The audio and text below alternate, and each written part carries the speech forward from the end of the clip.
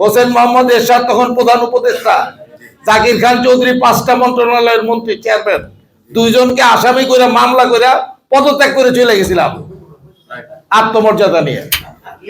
আর এই 84 সালের পরে এই 40 বছর পরে মুক্তিযোদ্ধা সংসদে দায়িত্ব নিছি। উদ্দেশ্য কি?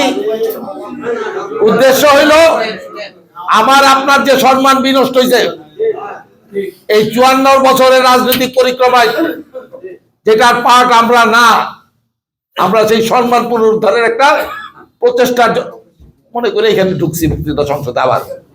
কারণ এখন একটা নিরপেক্ষ সরকার, যেখানে রাজনৈতিক প্রভাব মুক্ত হয়ে কাজ করার সুযোগ আছে।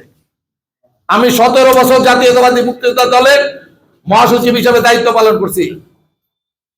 মামলায় মামলায় জর্জরিত ছিলাম, রাতকে রাত মানুষের বাসায় ঘুমাইছি। আমি মুক্তিযোদ্ধা দলের এই মানুষ বলে যে আপনি একটা বোকা মানুষ, এখন ক্ষমতা যাবে বিএনপি, আপনি মুক্তিযোদ্ধা দল দিয়ে চাইরা মুক্তিযোদ্ধা সংসদে আসলেন। কারণ আমাদের কনস্টিটিউশনে মুক্তিযোদ্ধা সংসদ একটা নির্দলীয় সংগঠন, দল নিরপেক্ষ সংগঠন, অরাজনৈতিক না। কারণ একটা রাজনৈতিক কারণে মুক্তিযুদ্ধ হয়েছিল, সবচেয়ে বেশি রাজনৈতিক সচেতন মানুষই যুদ্ধ করতে গেছিল।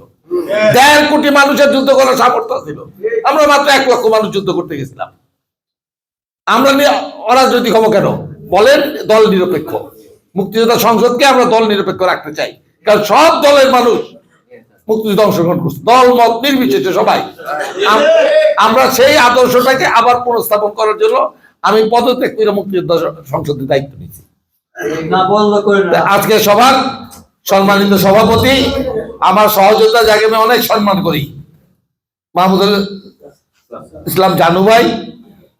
আমার এক ভাই বলছে যে আমরা 13 জন কমান্ডার, আসলে ওনারা গেছিলেন, কিন্তু ওনারা না গেলেও আমার পছন্দ ছিল 1 নম্বর তালিকায় ছিল জানু ভাই।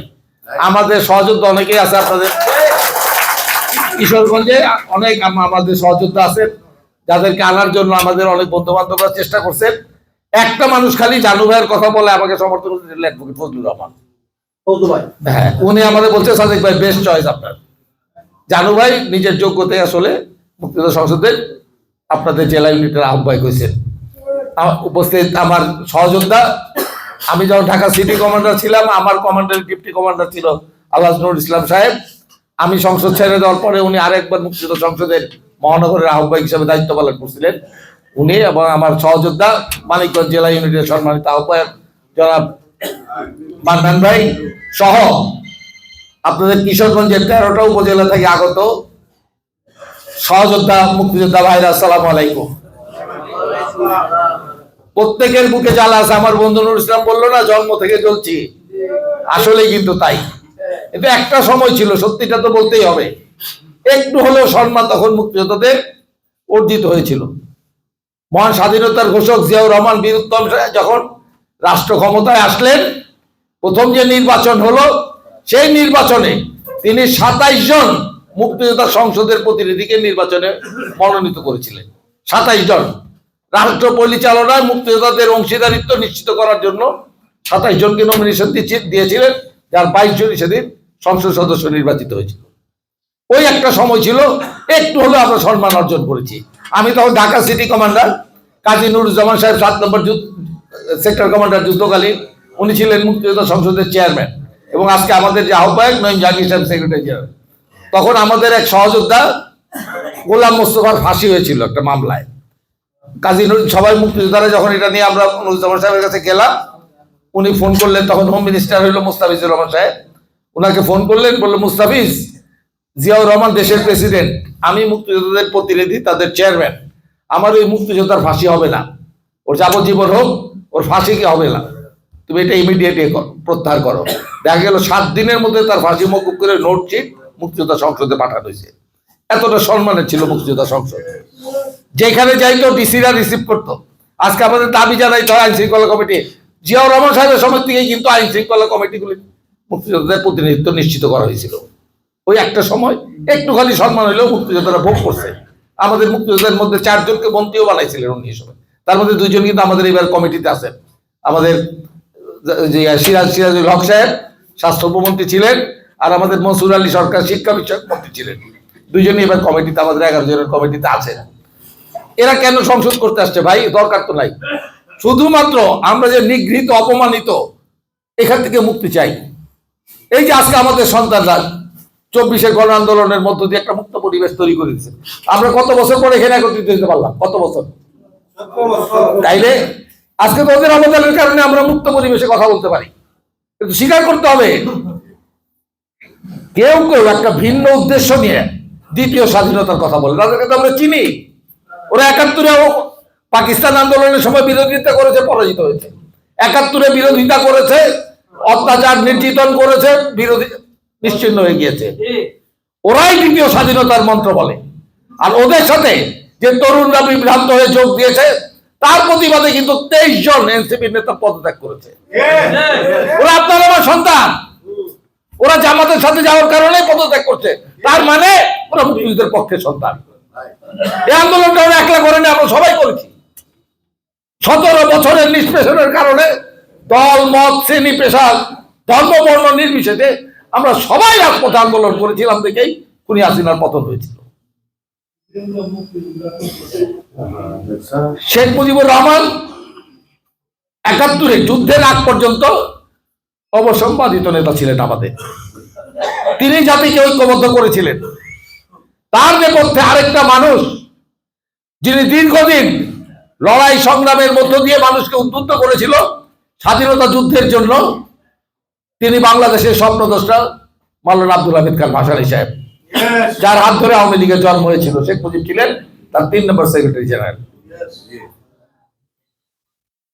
শেখ মুজিবুর রহমান 25শে মার্চের কালো রাত্রির পরে আমরা সবাই জানি বাসার থেকে গ্রেফতার হয়েছিল। সত্যি না? বাসার থেকে গ্রেফতার হয়েছিল। সত্যি এই কথাটা বললে আওয়ামী লীগ যারা করে রাগ হয়ে যায়।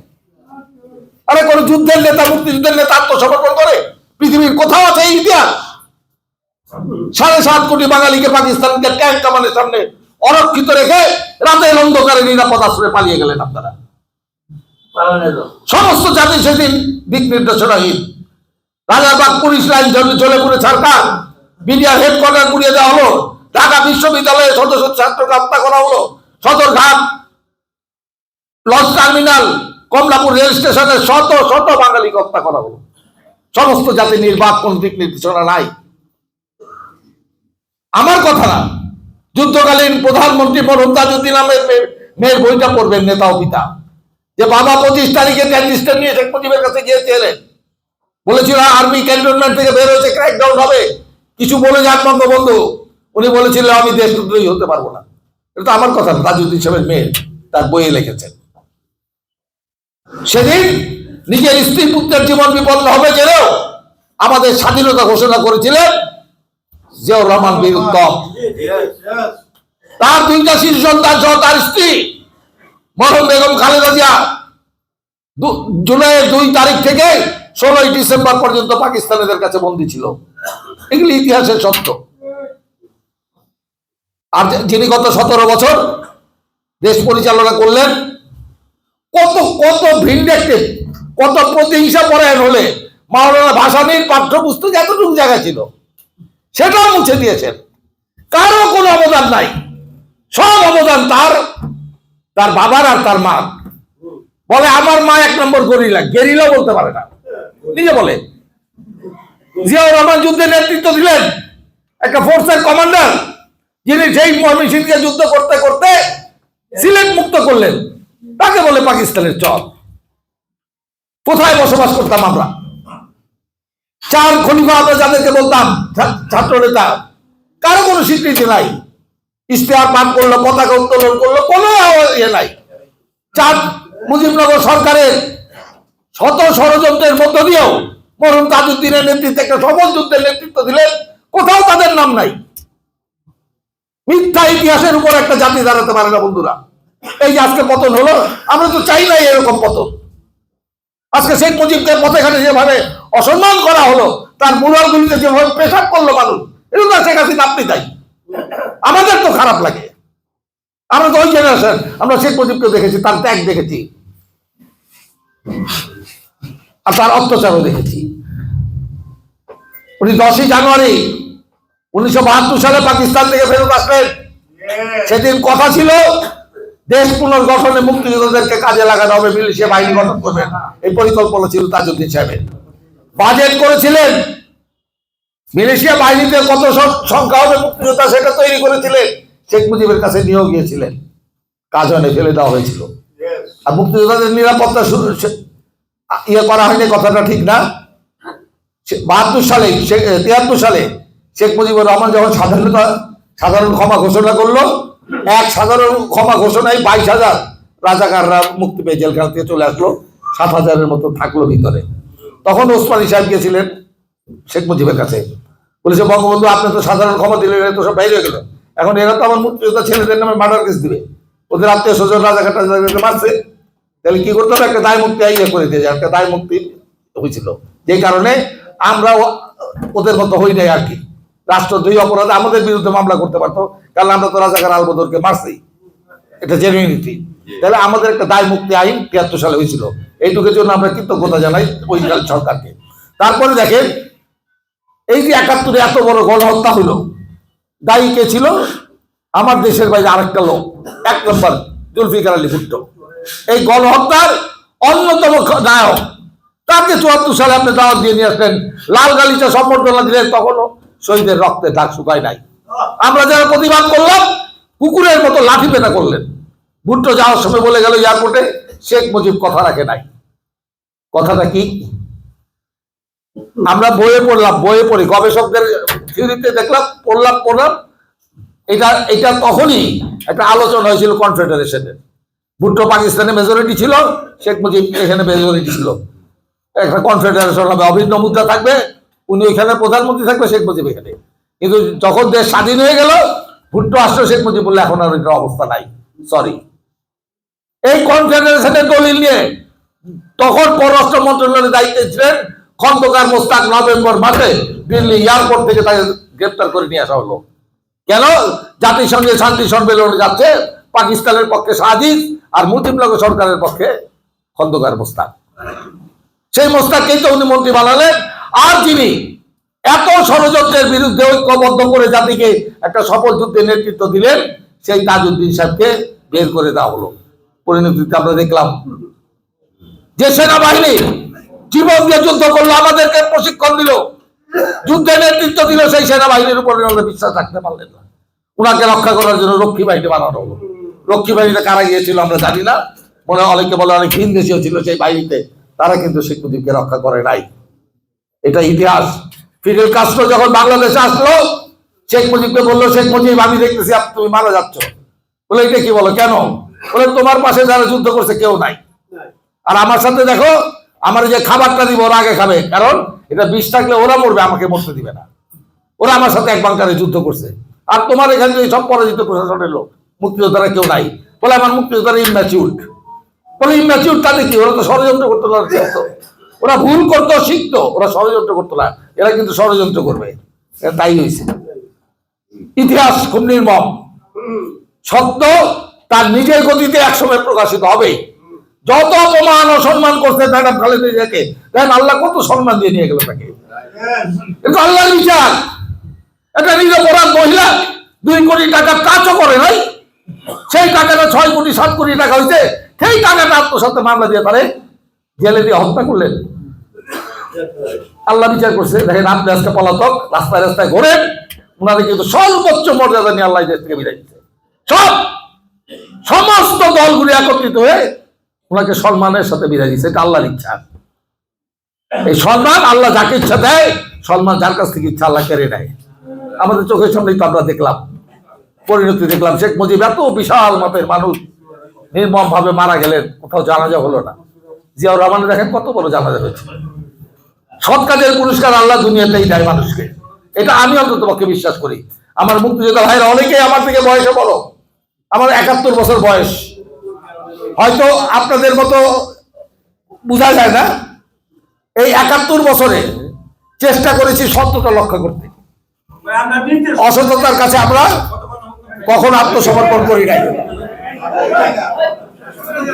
ভাই 2 মিনিট। এই মুক্তিযোদ্ধা সংসদ 16 সাল থেকে এটা আমাদের নিয়ন্ত্রণের বাইরে। জেলা পর্যায়ে ডিসি আর টিউনরা করতো উপজেলা পর্যায়ে। সেখান থেকে এই সরকার আসার পরে এই মুক্তিযোদ্ধা সংসদকে অবমুক্ত করতে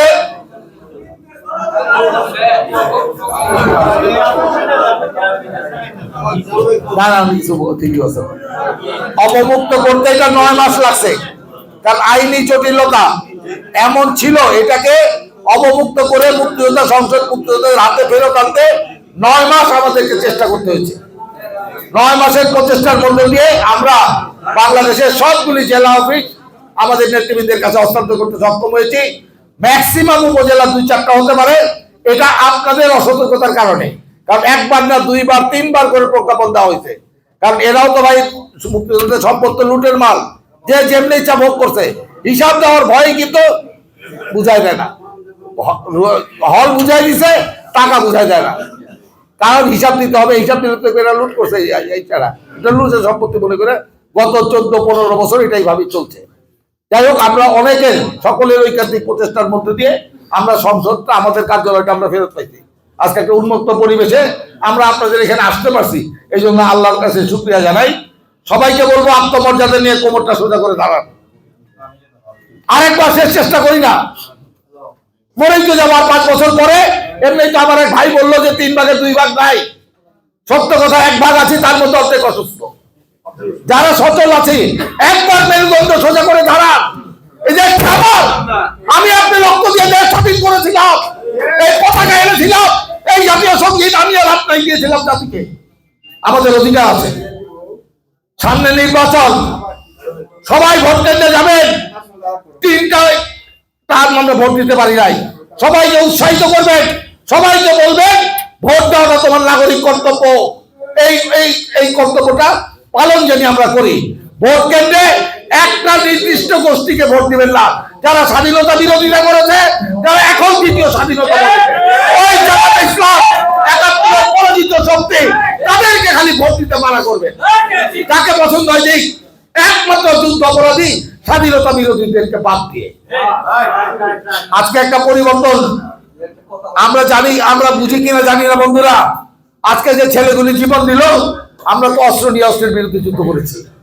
ওরা কিন্তু অস্ত্র ছাড়াই বুক চিতিয়ে দিয়েছে, শত শত ছেলে জীবন দিয়েছে। খালি ওরাই না, আমাদের মুক্তিযোদ্ধা মহোদয় উনার অধীনে আমার এই জুলাই যোদ্ধাদের একটা তালিকা যারা ভাতা পায়। এখানে 73,000 বলে 75% হকার, শ্রমিক, কৃষক, ছাত্র না, মাত্র 23% ছাত্র, বাকি বিভিন্ন পেশার মানুষ। এটাই হইল তো প্রমাণ যে সব শ্রেণী পেশার মানুষ এই আন্দোলনে যোগ দিয়েছিল। দেখেই আমরা একটা মানে অপশাসন থেকে মুক্তি পেলাম, যেখানে আমার আপনার কথা বলার অধিকার ছিল না। গুম খুম নির্যাতন ছিল নিত্য নৈমিত্তিক ব্যাপার। শত শত ছেলে মেয়ে গুম হয়েছে, হাজার হাজার পিতা মাতার মুখ খালি করেছে এই হাসিনা, যার কারণে আল্লাহর অমোঘ বিধান বিতাড়িত হয়েছে। আমরা যারা মুক্তিযোদ্ধা আওয়ামী লীগ করতে পারে, এটা দোষের কাজ না। আওয়ামী লীগ করে যদি অপরাধ না করে থাকেন, মানুষের উপর নির্যাতন না করে থাকেন, ভুয়া মুক্তিযোদ্ধাদেরকে মুক্তিযোদ্ধা তালিকায় না ঢুকে থাকেন, বুক ফুলিয়ে আসেন, আমরা একসাথে কাজ করি। শেখ মুজিবকে ভালোবাসা অন্যায় না, যেমন ভালোবাসা অন্যায় না জিয়াউর রহমান বীরুত্তমকে ভালোবাসা। আমরা এই 2জন মহান নেতাকে নিয়ে বিতর্ক করতে চাই না। ওনারা চলে গেছেন, আর কোনোদিন আসবে না। কেন আমরা এই 2 ব্যক্তিকে নিয়ে আমাদের রাজনৈতিক কারণে, মতলবের কারণে বিতর্ক করি? জিয়াউর রহমান মারা গেছেন, একটা পয়সা ছিল না ব্যাংকে। একটা সৎ মানুষ, সততার পরীক্ষা উত্তীর্ণ একজন মানুষ, জীবনে কোনোদিন শেখ মুজিবকে নিয়ে একটা কথাও বলে নাই। যে শেখ মুজিবুর রহমান যখন জীবিত ছিলেন, জিয়াউর রহমানকে নিয়ে একদিন একটা অসম্মানজনক কথা বলে নাই। অন্যায় করেছেন ওনার সাথে। উনি সেনাবাহিনীর চিফ ছিলেন, সবচেয়ে সিনিয়র ছিলেন। সেনা ভাই আছেন, সেনাবাহিনীর নিয়ম অনুযায়ী জিয়াউর রহমানের সেনাবাহিনী প্রধান হওয়ার কথা ছিল। শফিউল্লাহ সাহেবকে উনি করেছিলেন দলীয় আনুগত্য চিন্তা করে। শফিউল্লাহ সাহেব গিয়ে শেখ মুজিবের সাথে দেখা করতেন, বলছে বঙ্গবন্ধু এটা ঠিক হচ্ছে না, সেনাবাহিনীর নিয়ম এটা কভার করে না, আপনি জিয়াকে হয় অ্যাপ্রেসেন্ট করে পাঠাই দেন, আমাকে করে, নাইলে এটা ভালো হবে না। শফিউল্লাহ সাহেব এটা বলছেন। তার বইগুলি পড়বেন। এই আওয়ামী লীগ নেতারা অনেকে আওয়ামী লীগের এমপি মন্ত্রী হয়েছে, তাদের বইগুলি পড়বেন। শফিউল্লাহ সাহেবের বইটা পড়বেন, একে খন্দকারের বইটা পড়বেন, সুবেদ আলী চৌধুরীর বইটা পড়বেন, আমাদের রফিকুল ইসলাম বীরুত্তমের বই পড়বেন না। সবাই আওয়ামী লীগের মন্ত্রী এমপি, সবাই কিন্তু বলছে জিয়ার ঘোষণায় আমাদেরকে উজ্জীবিত করছে। জিয়া রহমানের ঘোষণার কারণে 5টা তখন ছিল আমাদের ক্যান্টনমেন্ট, 5টা ক্যান্টনমেন্টে বাঙালি সেনা কর্মকর্তা অফিসাররা বিদ্রোহ করছে, মুক্তিযুদ্ধ সূচনা হয়েছিল। এটা ইতিহাসে সত্য। মুক্তিযোদ্ধারা সত্য কথাটা বলেন, কোমরটা সোজা করে দাঁড়ান, সবাই ঐক্যবদ্ধ থাকি। আমরা বিশ্বাস করি আমরা যে সম্মান আমাদের হানি হয়েছে সেই সম্মান আমরা পুনরুদ্ধার করতে পারবো। আর একটা কথা বলে শেষ করব, আমাদের যে ভাতা আমরা প্রস্তাব দিয়েছি, এই ভাতার সাথে চিকিৎসা ভাতা যোগ করতে। কিছু চিকিৎসা ভাতা মুক্তিযোদ্ধাদের বৃদ্ধ বয়স, প্রত্যেকের হাসপাতাল হইলো প্রত্যেক দিনের যাতায়াতের একটা জায়গা, একটা চিকিৎসা ভাতা আমাদের অ্যাডভাইজার বলেছেন, উনি চেষ্টা করছেন, হয়ে যাবে। আর একটা প্রস্তাব এবার বোর্ডে উঠেছে, অনুমোদন হয়েছে, এটা আগামী মিটিংয়ে উঠবে। যুদ্ধাহত শহীদ পরিবার এবং খেতাবপ্রাপ্তদের ভাতা দেয় কল্যাণ ট্রাস্ট, আর আমাদেরকে দেয় মন্ত্রণালয়। আমরা প্রস্তাব করেছি এই বৈষম্য না রেখে মুক্তিযোদ্ধা কল্যাণ ট্রাস্ট থেকেই সবাইকে ভাতা দিতে এবং সমানভাবে। ওরা যে পরিমাণ সুযোগ সুবিধা পায়, আপনি আমিও সেই সমান সুযোগ সুবিধা পাবো। এটা অনুমোদন হয়েছে, নেক্সট বডি মিটিং এ উঠবে, আমরা আশা করি এটা পাস হবে। তাহলে 2 নম্বর, 1 সপ্তাহ আগে একটা প্রজ্ঞাপন জারি হয়েছে, মুক্তিযোদ্ধারা 28টা বিশেষায়িত হসপিটালে চিকিৎসা নিলে প্রত্যেক মুক্তিযোদ্ধা 5 লক্ষ টাকা পর্যন্ত চিকিৎসা সুবিধা পাবে এবং তার স্ত্রীরা 2 লক্ষ টাকা পর্যন্ত চিকিৎসা সুবিধা পাবে। এটা গ্যাজেট নোটিফিকেশন হয়েছে 10 দিন আগে। খোঁজ দিবেন, জেলা কমান্ডার সাহেবের দায়িত্ব। আপনার জেলায় যে সরকারি হাসপাতাল আছে, সেই হাসপাতালে একজন প্রতিনিধি নিযুক্ত করবেন যে মুক্তিযোদ্ধারা প্রপার এই চিকিৎসাটা পাচ্ছে কিনা, ফ্যাসিলিটিস পাচ্ছে কিনা। যদি ব্যত্যয় ঘটে আমাদেরকে জানাবেন, আমরাও কথা বলতে পারবো, মন্ত্রী মহোদয় বলবে, কারণ এটা প্রজ্ঞাপন, এটা আইন, এটা আপনার হক, এটা আপনাদের অধিকার। এইটা করার জন্য দায়িত্ব নিয়ে আমাদেরকে কাজ করতে হবে। কারণ কিছু চোরের দল এই টাকাটা ভাগ করে খায় ফেলে ভাই, আমাদের চিকিৎসার জন্য যে টাকাটা দেওয়া হয়। সতর্ক থাকলে আমরা এদের হাত থেকে মুক্তি পাবো। আমার মুক্তিযোদ্ধা ভাইয়েরা শেষ বয়স অন্তপক্ষে একটু সুচিকিৎসা নিয়ে মরতে পারবো।